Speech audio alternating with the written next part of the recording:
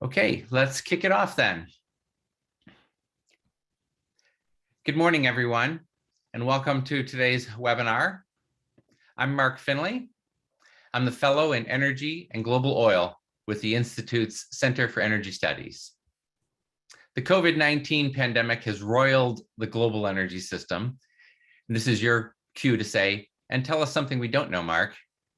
But to really see the whole picture and to be able to put it into perspective requires a global data set that you can really trust. And today we're in great luck because it's our fortune to welcome my good friend Michael Cohen to discuss the findings of the recently published 2021 edition of the BP Statistical Review of World Energy. Many of you know that I worked at BP before coming to the Baker Institute, and managing the review was one of my responsibilities. Actually, more of a privilege than a responsibility. The Statistical Review of World Energy is the world's longest running compilation of global energy data. There was a statistical review before there was a US Energy Department or an International Energy Agency. Indeed, this year marks the review's 70th anniversary. The review is a trusted source of objective data for governments, industry, academics, and media worldwide. It has been recognized for outstanding contributions to the field of energy economics. The review provides a comprehensive overview of what happened in the world of energy last year for all forms of energy. And it puts today's data into consistent historical time series and provides all that data to the public. Moreover, it changes with the times. This year's edition, for example, adds new data on natural gas flaring, as well as wind and solar generating capacity. I encourage you all to download the report and the associated spreadsheet and explore the data for yourself. And today, we have the honor to host Michael Cohen, who is Chief US Economist and Head of Oil Analysis at BP. A link to Michael's bio is on our website. Before joining BP, he led the commodity analysis at Barclays and worked at both the International Energy Agency and the US Energy Department. He's also been gracious enough over many years not to rub his Ohio State degree and their decade-long football winning streak against my University of Michigan Wolverines in my face. And for that, Michael, thank you. Michael will walk us through some of the review's key findings. Then I will moderate a session based on your questions, which you can send to us using the Q&A function on the bottom of your screen. With that, Michael, welcome and over to you. Thanks very much, Mark. It's really a privilege to be here with all of you from the Rice University community, the Baker Institute for Public Policy, and all of you tuning in that are just wanting to learn more about what happened in 2020 and what it means for our society as we face an energy transition. So I'm going to share a screen here. If you'll just bear with me for 1 second. And I want to first say thank you to Mark because this is something that BP has been producing for many years, but is also something that requires truly a team effort and requires years after years of honing a process with our partners at Heriot-Watt University that is not something that's very easy to do amid all of the other things that we in our group called Economic and Energy Insights are called on to do. And we know there are a lot of other entities, including EIA and IEA, that are producing similar types of data. But as Mark mentioned, the fact that we can produce this in a comprehensive manner, in a way that allows for comparative analysis across countries, makes it relevant and makes it important for establishing a foundation upon which we base our forecasting. And for that, it is really an essential tool as part of how we look at the world.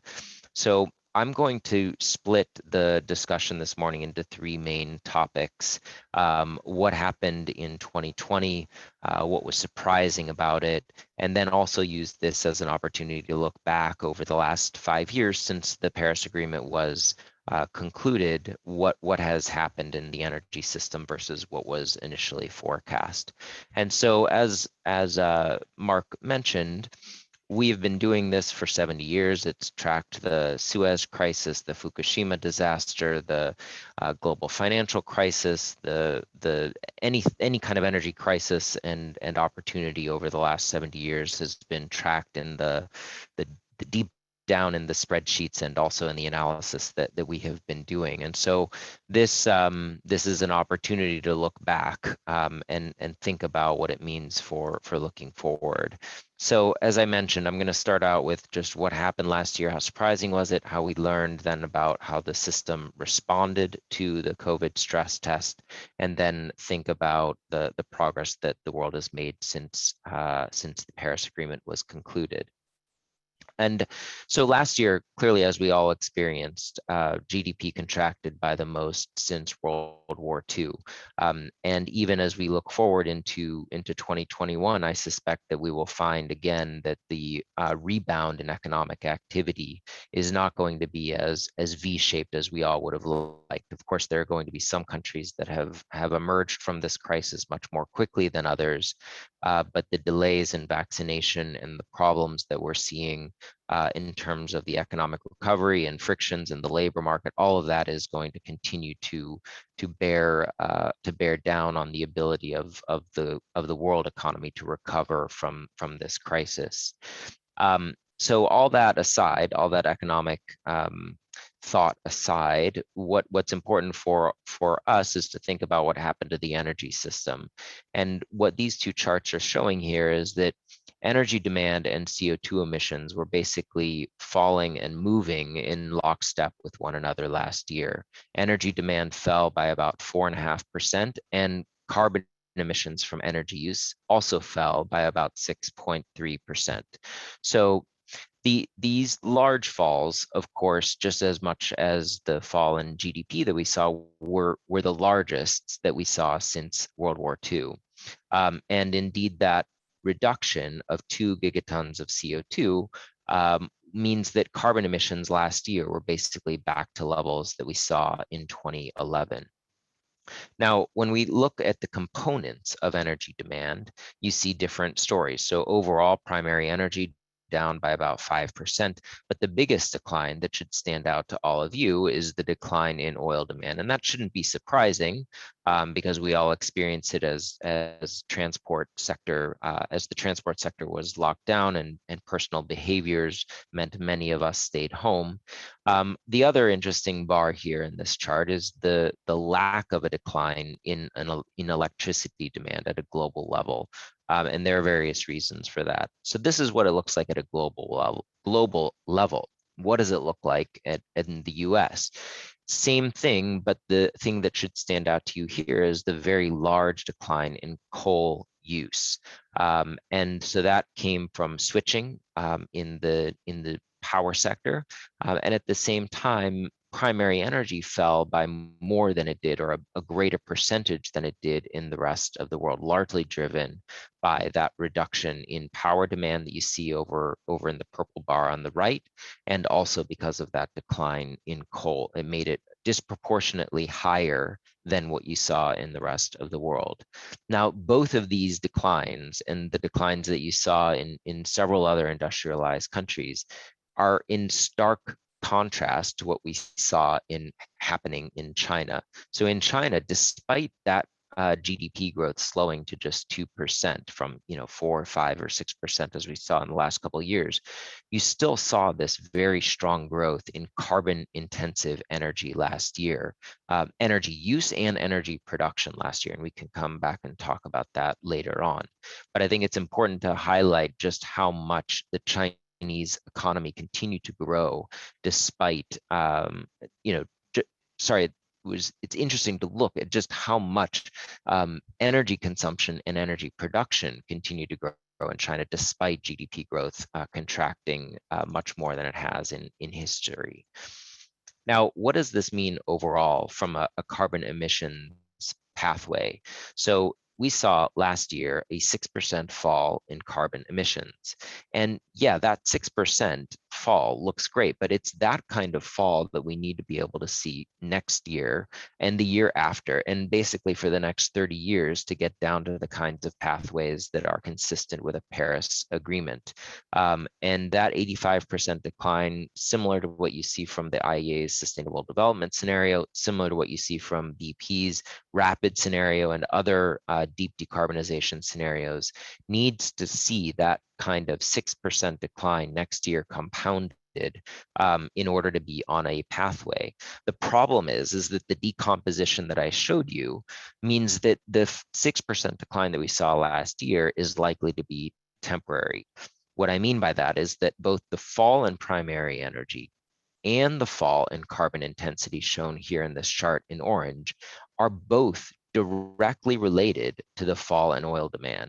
And so therefore, as the virus is brought under control over the second half of this past year and hopefully in the coming year, we're unfortunately going to see that reduction in carbon emissions being reversed.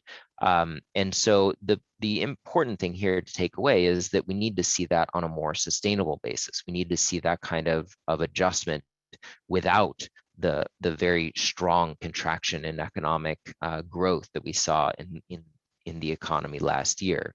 And what we did is a very simple exercise in trying to think about what does that contraction in economic activity mean for what kind of carbon price might be able to bring that about. So just basically looking at a carbon price, so this is dollars per ton, what is the value of that on a per ton basis? And it equates to carbon emissions that would be equivalent to that kind of fall in nominal GDP of about $1,400 per ton. So this is, of course, a really scarily high number. And the moral of the story is that locking down the transport system, locking down our economies is something that we want to avoid. And we need to be able to do this reduction in carbon intensity, this reduction in primary energy on a more sustained basis so we don't see such a disruption to our way of life.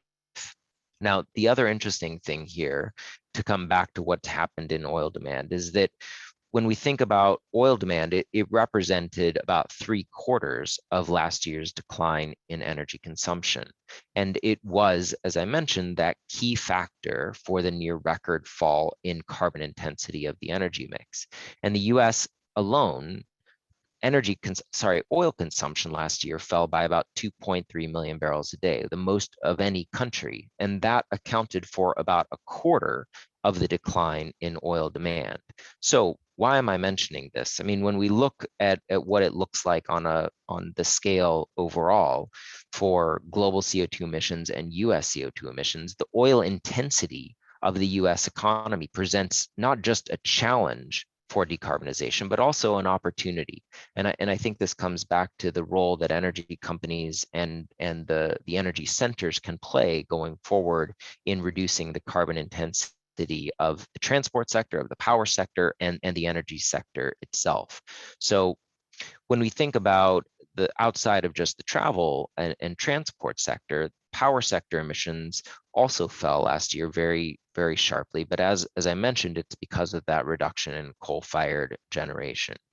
Now, to move on to the second part, what did we learn last year? When we think about engineering, we often think about stress tests. So what did we learn about how the energy system responded last year? So again, to start very briefly with oil, and I'm going to go into natural gas as well. The oil market in 2020 featured 3 different phases. So the first phase was this disconnect between demand and supply. We saw stocks start to rise. We saw a failed OPEC meeting. Prices fell to negative levels for WTI and to very low levels of $20 for Brent.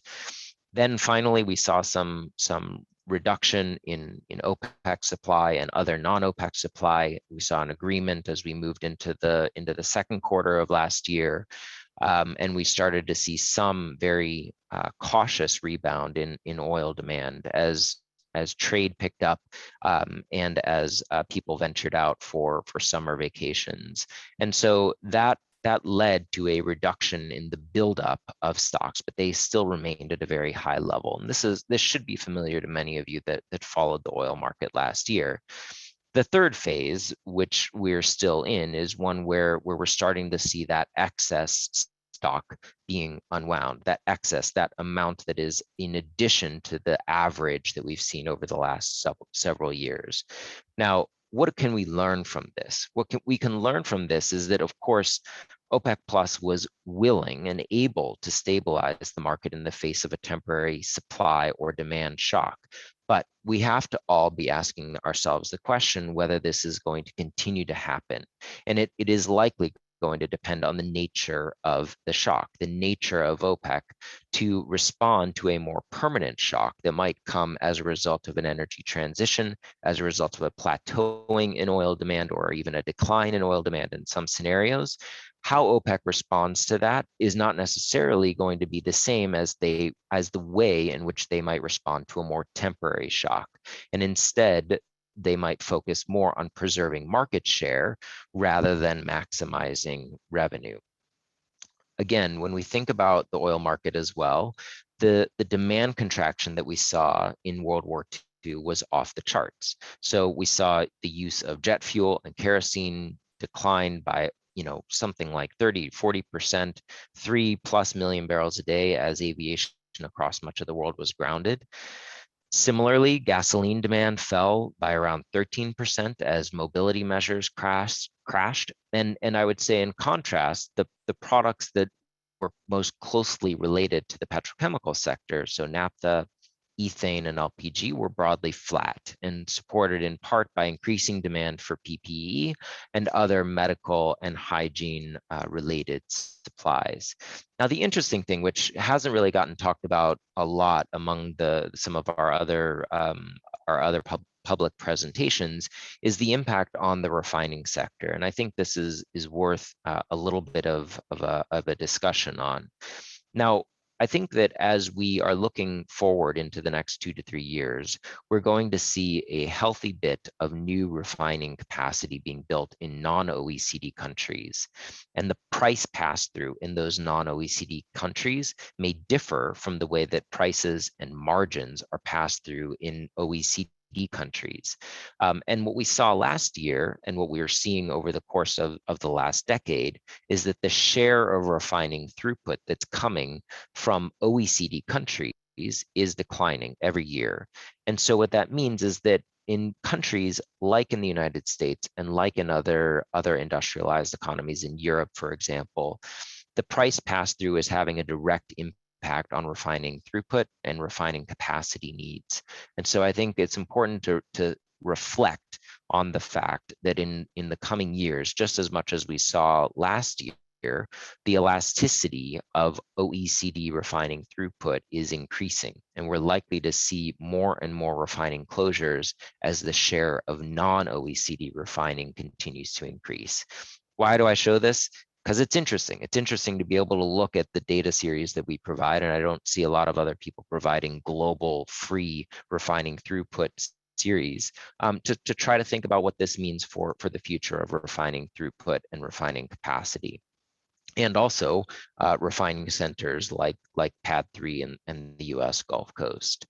Now, when we think about the gas market, LNG imports increased in recent years into the European market. And of course, this raises the question about the extent to which Russia and other pipeline gas exporters into the European market are going to compete against LNG suppliers like from the US to maintain the Russian market share in those markets, or instead forego some of that share to avoid driving prices too low. And so again, just like the example that I mentioned with OPEC and OPEC Plus, this issue about the extent to which Russia and other pipeline suppliers are going to flex or forego their market share is going to become more acute in the face of something that's not just a temporary shock, but is something that's more of a transition over time as Europe attempts to move away from natural gas and as that competition among different natural gas suppliers intensifies.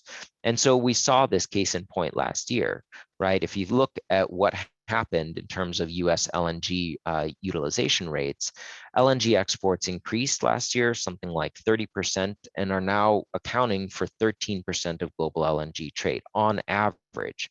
But when you look at it on a month-to-month basis, shut-ins never really occurred at scale. We actually saw that last year when short-run operating costs that are shown here in this red chart, in the red line, fell below prices. And as a result, utilization rates fell. Russia pulled back later on and allowed those LNG imports to continue. But the European market, I think, is important to look at as a barometer of those global gas trends. But it's also important to look at for US LNG exporters. So right now, US LNG exports into Asia account for 5% of LNG imports. They account for something like 20% of LNG imports into Europe. And so over the long term, if these countries that are consuming that natural gas are seeking and are increasing their pledges to achieve a net zero pathway, if that results in less demand for natural gas, then LNG exporters in the United States and elsewhere need to start finding other markets and more diverse markets for that. And again, it's great. You can do this analysis with the statistical review. You can look at what the share of LNG exports, and you can look at shares of oil trade, shares of natural gas trade with the statistical review and the spreadsheets that are made available. Now, the last section, what's been the progress since Paris? How has the world been doing? And I think this is an opportunity to look at just how quickly wind capacity and solar capacity have been growing over the last decade. So the annual change is what's shown here, both for wind and for solar capacity. This is the delta, the annual delta. It's doubled in both solar. It almost doubled in solar, and it definitely more than doubled in wind in 2020. And when you think about this on a generation basis, it's these kinds of trends that the world needs to see every year. So this is very similar to the kinds of pathways that are shown in IEA Sustainable Development Scenario and in the BP Rapid Scenario. And that strong growth in variable renewable energy is crowding out coal. And that line that's shown here on the right in gray is bending, albeit very, very slightly. And so I think the point here is that despite this very strong growth in variable renewable energy that is beginning to displace coal, sometimes more so in other countries, it's going to take more than that. It's going to take more than that in an environment where energy demand is not contracting or level, but where energy demand is growing. In order to stop the continued carbonization of the energy sector. So what I'm saying here is that it's all fine and good for renewable energy to increase. We want it, we applaud it, it's important. But in economies where energy demand is growing by leaps and bounds, variable renewable energy is not enough to satisfy it. And what we showed in previous statistical reviews in 2018 and 2019 is that energy demand growth is so fast that coal is swooping in to take some of that share and maintaining its share in the overall power mix. And again, the wonderful thing about this statistical review is you can look at this very easily and look at the power mix over time. So for the US, the coal curve and that coal line is bending. Last year was interesting. Even as gas's share reached 40%, so for natural gas, that's the red line, the increase on a terawatt hour basis was half as much as the increase in renewable power generation. So the renewable power generation is shown there in orange. Now, in the rest of the world, neither the curve for natural gas nor the curve for coal is bending nearly as much as it has in the United States. And I think it's important that to, again, reflect on why that is and understand that we need more than just an increase in renewable energy to continue to decarbonize the power mix. Of course, it's going to contribute, but we need to ensure that the power that is being consumed is as low carbon and on a pathway to a lower carbon as much as possible. And so when you think about energy access. So what has happened in the last 5 years? There's been a lot of attention in the Paris Agreement on the response to climate change. And the agreement stipulates that this response should be just in the context of sustainable development and efforts to eradicate poverty. But there are really important interconnections between these goals and the energy system, including focusing on conservation and biodiversity, both on land and in our oceans. But the most important is SDG 7. So this is one, the Sustainable Development Goal that is trying to ensure access to affordable, reliable, sustainable, and modern energy for all. And what this chart is showing here is that significant improvements have been made.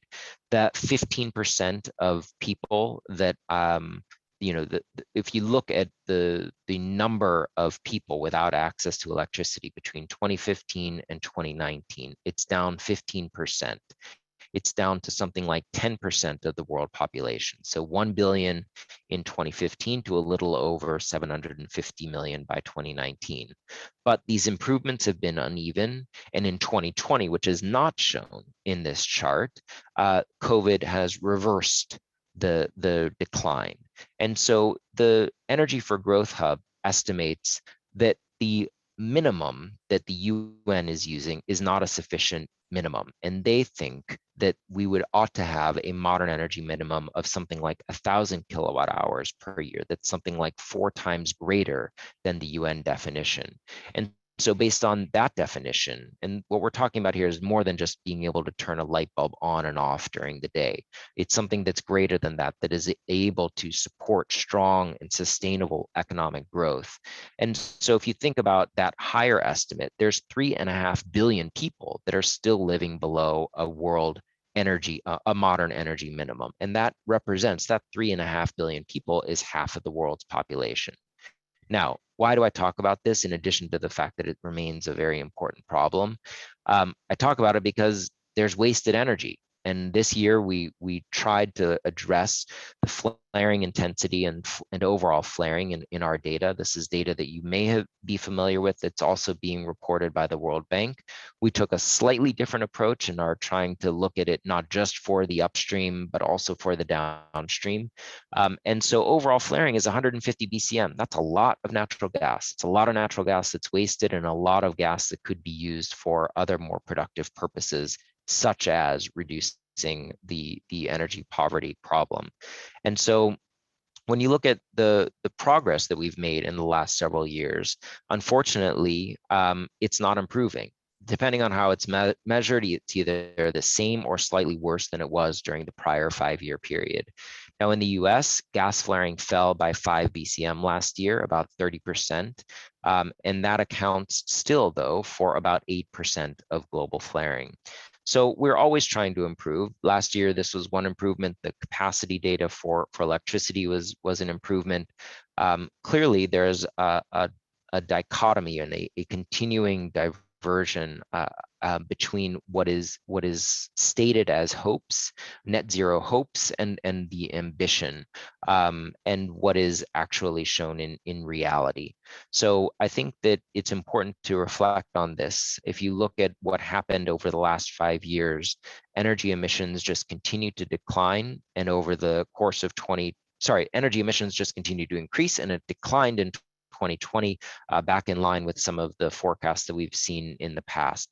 But as I've said, this is something that is just likely to be temporary, and we're going to be back on that more unsustainable pathway with an even steeper hill to climb to decarbonize going forward. So I think there's a lot more to do, and I want to just conclude with a couple key takeaways.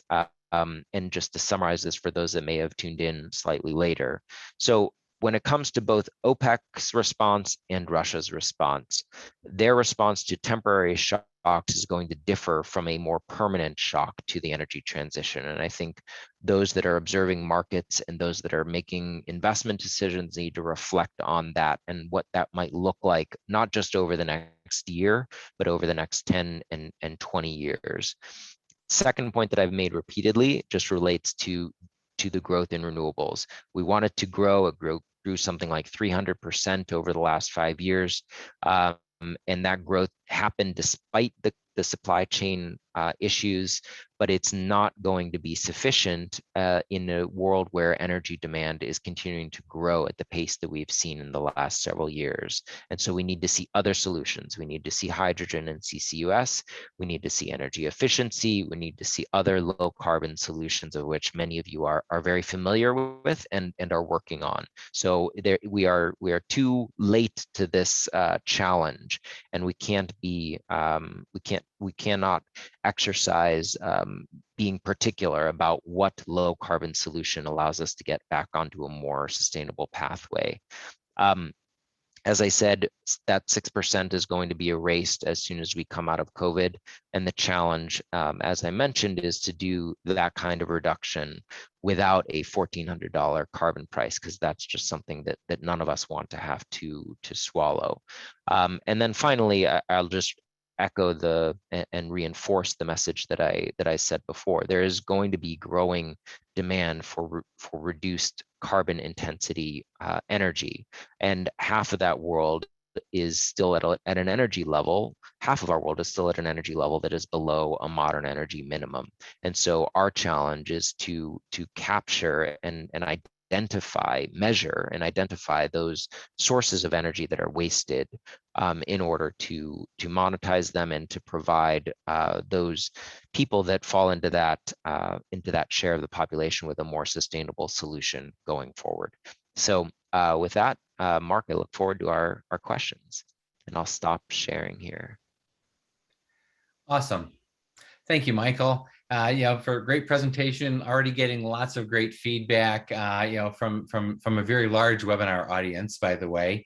I want to, in addition to thanking you, I'm going to spend a few minutes filibustering to give our audience a chance to type their questions in using the Q&A function, as well as to give Michael a chance to catch his breath.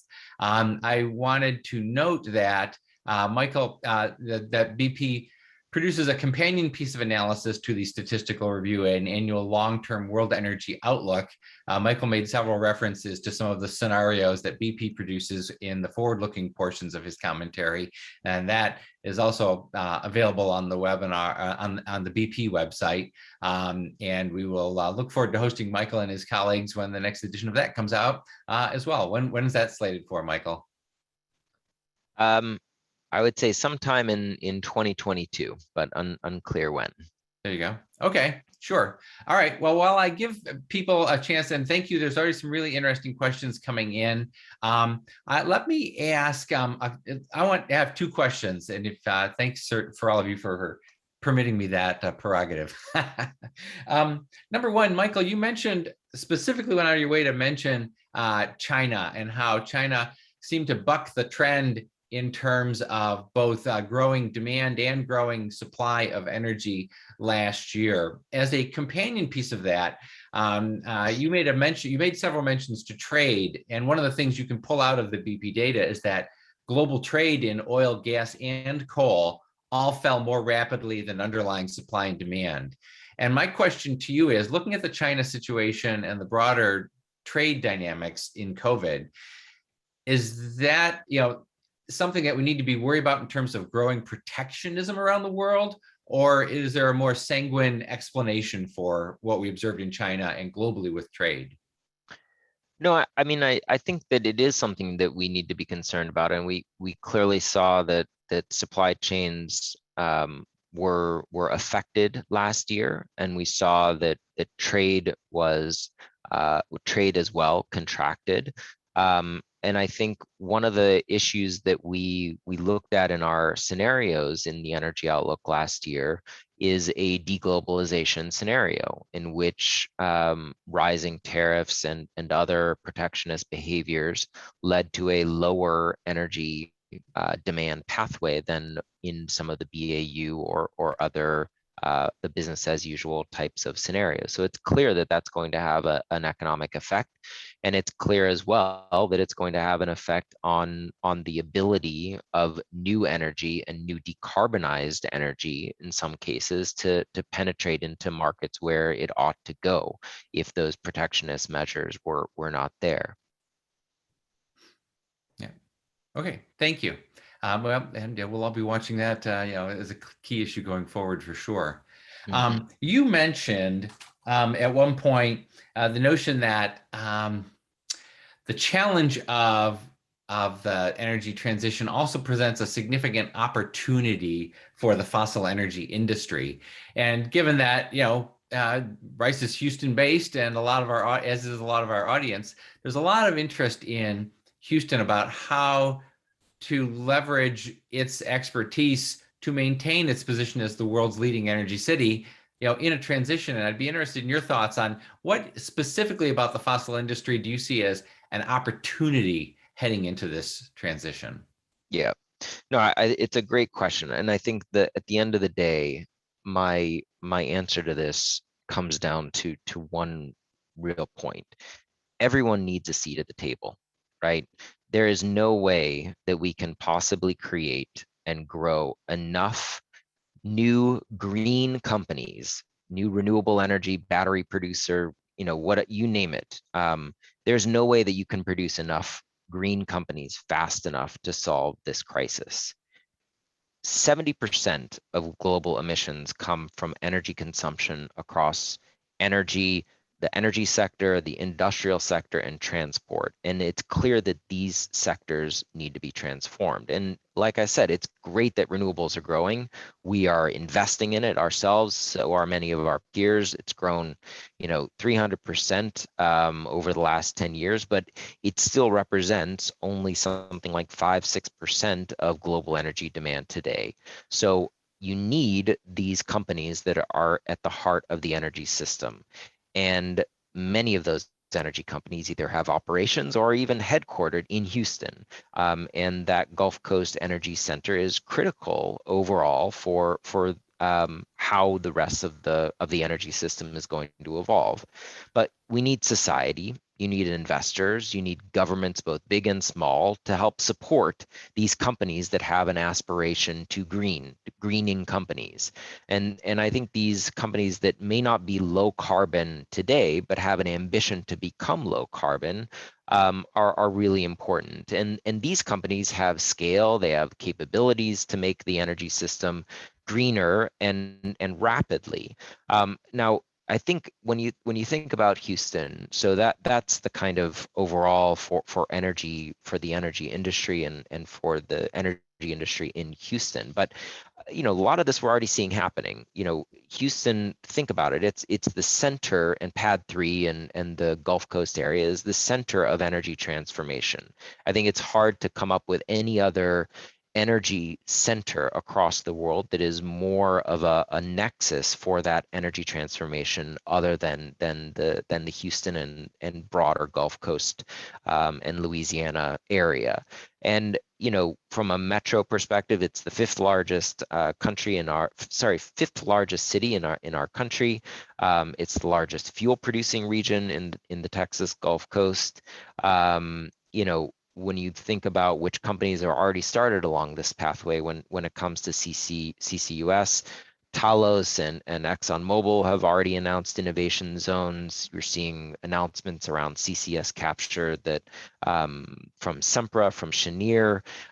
It all comes down to having the sources and the sinks available in the country, in the general area. And when we think about CCS and hydrogen opportunities, having those sources and sinks of carbon make it a very attractive place for this to happen. And BP has noticed this. We have a partnership with the city of Houston. And like I said, we need to have action. We have these aspirations, but there needs to be more action on the ground. And we're working to establish charging hubs for EVs. We're sponsoring Greentown Labs, all of which is going to support and establish Houston as a hub for clean tech innovation. So anyway, hopefully that answers a question around what role does Houston and the energy industry play. No, yeah, thank you again, Michael. And you're right that it's attracting a lot of attention. And I've just posted in the chat function for our audience an example of the type of work that's relevant to this vein that is being undertaken here at the Baker Institute Center for Energy Studies. We have gotten, Michael, several questions about flaring. So that you mentioned that was a new data series that you added this year. And questions have come in about around how do you gather that? I mean, why is it mostly associated gas? Is it exclusively? Why is Iraq so bad? So would you mind speaking a bit to the process by which you put this information together and what light it sheds on those specific wrinkles? Yeah, so this is surveyed at from satellites. They are The technology is something I don't think that I'm able to speak to directly, but when we partnered with the Payne Institute at the Colorado School of Mines to measure and use their measurements from their satellites of the amount of natural gas and methane that is flared into the atmosphere. And they collect that data at a point source level, and they aggregated it for us and as well for the World Bank at a country level. And so this is the first time that a comprehensive country level data series was produced, and a time series was produced. Because if you go to the World Bank website, and if you are familiar with this data in the past, sometimes the World Bank would very nicely and kindly produce the data, but just for that year or just for certain countries. But in order for us to take account of it in the broader scheme of carbon emissions and carbon emissions equivalent, we needed to have it at a more granular and country level. So this is very comprehensive upstream and downstream. It's not just associated natural gas flaring. There's obviously a methodological question in terms of how you calculate intensity. Are you calculating intensity of flaring per natural gas billion cubic meter BCF produced? Are you calculating it based on the amount of oil plus natural gas produced in a various way? Or are you doing it just based on the amount of oil that is produced? So that's a methodological debate, which I'm not going to get into, but that there are various ways of looking at intensity. And I think the takeaway for me was just that, unfortunately, despite all of the press and all of the activity, the intensity at a global level is not really decreasing. And that just means we need to do more. And the onus for that social license to operate then revolves and centers on us in the industry to try to make that happen. Right. And as you point out, it's a missed opportunity in the sense that it represents a significant chunk of energy that could otherwise be deployed to raise those living standards that you mentioned. Right. As a quick aside, does that same methodology allow for the tracking of methane venting, direct venting rather than flaring? So it can and it will. The data remains patchy, and there are definitional and measurement issues that means that I would expect in the next 1 to 2 years that there will be a lot more data and more transparency around not just the flaring, which is converting it into CO2, but more the direct CH4 venting and fugitive emissions that are coming from the energy sector, because that's big. The IEA has some estimates of that, but there is a healthy bit of assumptions and other methodological questions around the way in which some of that data has been produced. So it's not the definitive source yet, and I would expect that in the coming 1 to 2 years that there will be other sources that will help with this. And of course, BP is doing its own measurements and trying to assess that.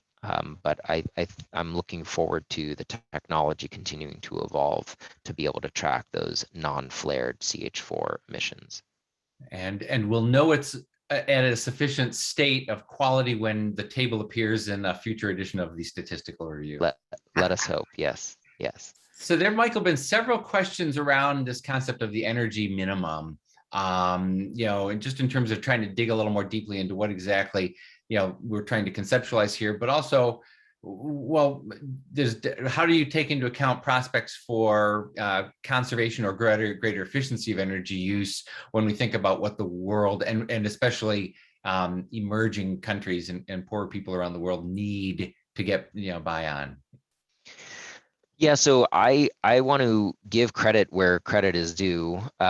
There's a paper that was written by Todd Moss, who leads the Energy for Growth Hub, and Morgan Bazillion at the School of Mines, as well as a whole host of other academics that I'm happy to put in the chat, or you can provide later. But I think that the per capita energy consumption, the basic point here is that the per capita energy consumption needs to be at a far higher level than defined in SDG 7. And there is no high income country that is low energy. And we see this very, very tight correlation between income and electricity consumption.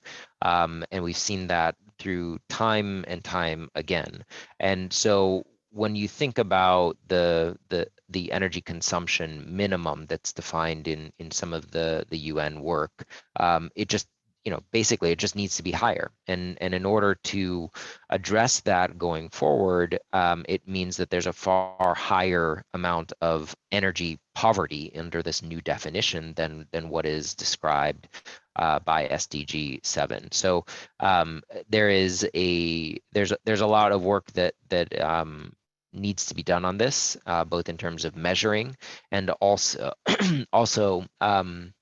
it goes back to this more energy, less carbon kind of narrative. And I think that there are certain places in developing countries where we need to be acutely aware of how that decarbonization pathway proceeds, especially over the next 5 to 10 years, and making sure that those populations have taken into account any kind of lock-in concerns, but also have something that is not coal to burn for their electricity. Okay. One of our colleagues here at the Baker Institute, Francisco Minaldi, has pointed out that Todd Moss is also a non-resident fellow here at CES. Great. So thank you Great. for the shout out. Yes. There have been several questions around the BP outlook, Michael. One is, you had a more aggressive scenario that had $100 a ton for an implicit carbon price or an assumed carbon price. Another around your assumptions and views on potential for autonomous vehicles. At the risk of diverting attention away from the statistical review and into the more of the forward-looking stuff, how does BP see those two questions? So in terms of the carbon price assumptions used in the energy outlook, at the end of the day, they produce a wedge between producer and consumer prices. And in modeling, that consumer price brings about behavior, brings about change in the energy system as it is passed through to the end user. And to fully flesh out the various possible energy pathways, we have to use carbon prices as a way to try to understand the implications for how the energy system will evolve. And in a BAU scenario, the industrialized country carbon price never gets higher than 100 or 150. And in fact, by something like 2050, and it stays and remains very low throughout the first decade or decade and a half. But in the rapid and the net zero scenarios, the carbon price increases quite rapidly, out to $200 or $250 per ton in those scenarios. Now we know, and everybody that's tuned in here knows and understands that the carbon price is not the only way to bring about change in the energy system. Subsidies, taxes, and other market mechanisms and non-market mechanisms are going to be able to do that. The carbon price, though, in our modeling acts as a proxy for some of that, and a sort of shadow price to bring about those changes. So hopefully that explains that part of the question. The other part of the question was on autonomous vehicles.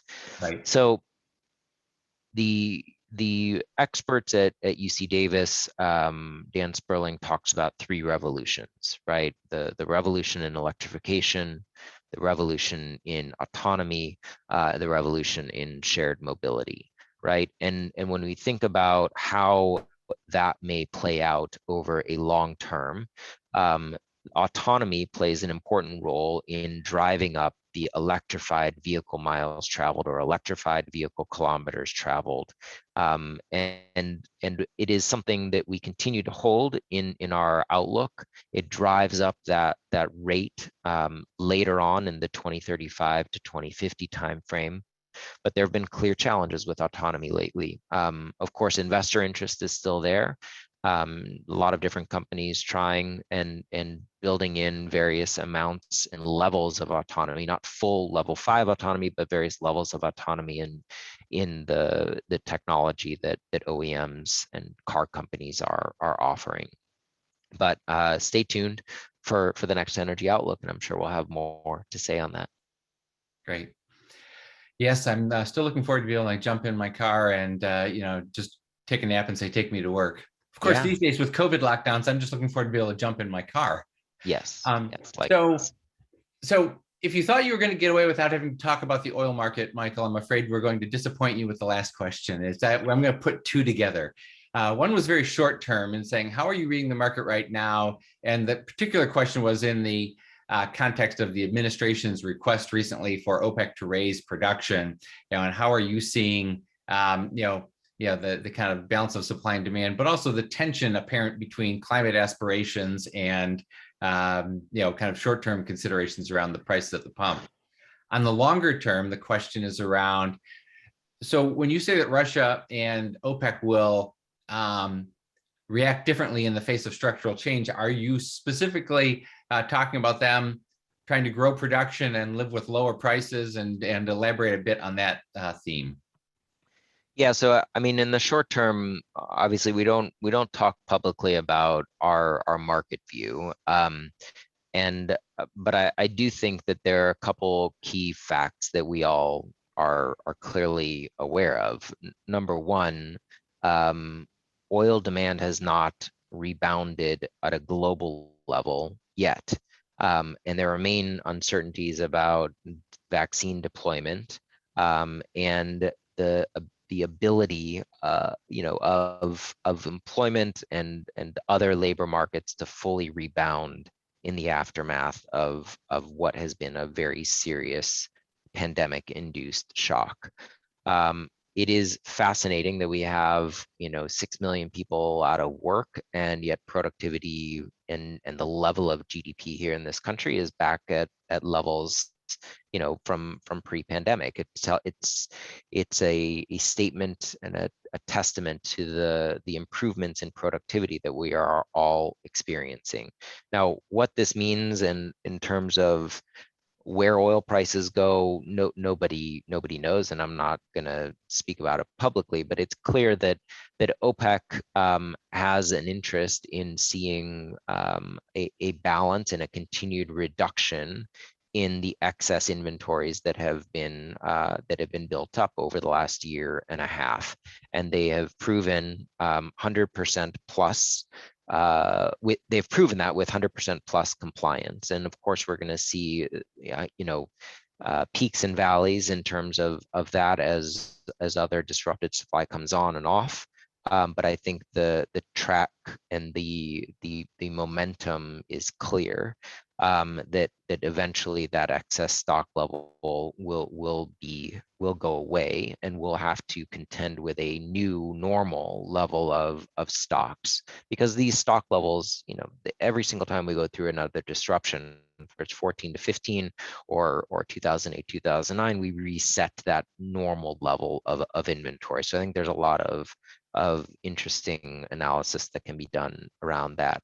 Now, long term, the paper that my boss Spencer Dale wrote around what is the pace of economic diversification, is something that I think will determine the ability of producing countries to weather a lower oil price environment, again, over the long term. And I think that as we move forward into the 2030 and 2040 timeframe, there are a whole host of other issues that are going to be that those producing economies will have to contend with, and their ability to restructure their fiscal stance and their economic economic structure is really going to be the key determinant for how low prices could end up going, and their tolerance for a lower price level than where we are maybe today or in the future on an adjusted basis. Mm-hmm. Great. Certainly. Well, we'll look forward to having you back to talk more about that. Yeah. And next time. But for right now, I'm afraid that we're almost out of time.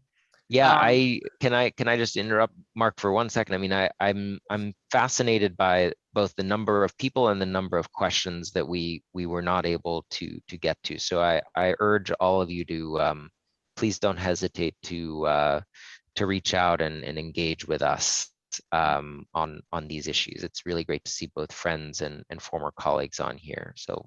Absolutely. And if I didn't mention already, I apologize. We will get Michael's slides up on the website after the event as well. Boy,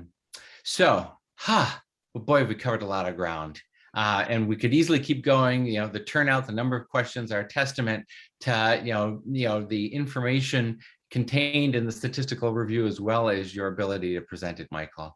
Some things are just too cool to pass up. When my daughter was young, she played the tuba. And I told her, if you keep it up, even I might allow you to apply to Ohio State. Now, because even for a Michigan man like myself, the Ohio State marching band's tradition of writing a script Ohio on the football field and dotting the I with a tuba player or a sousaphone player is pretty cool. And please don't tell Coach Harbaugh that I said that.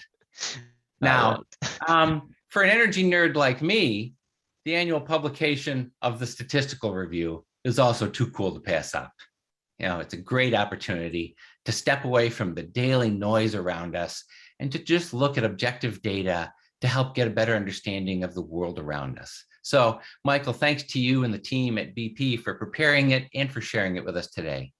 I'd also like to thank the team at the Baker Institute for their technical assistance in producing today's webinar. And most importantly, thank each of you for joining us. I hope you found the discussion to be helpful, or rather, to be too cool to pass up. If you haven't already, please take a minute to connect with us on Twitter or LinkedIn to stay in touch with the Baker Institute, our researchers, and events. And one final word to those of you in IDA's pathway. Our thoughts are with you. Stay safe. Thanks, Mark. Thanks again. Thanks everyone. I hope you all have a great weekend. Bye-bye.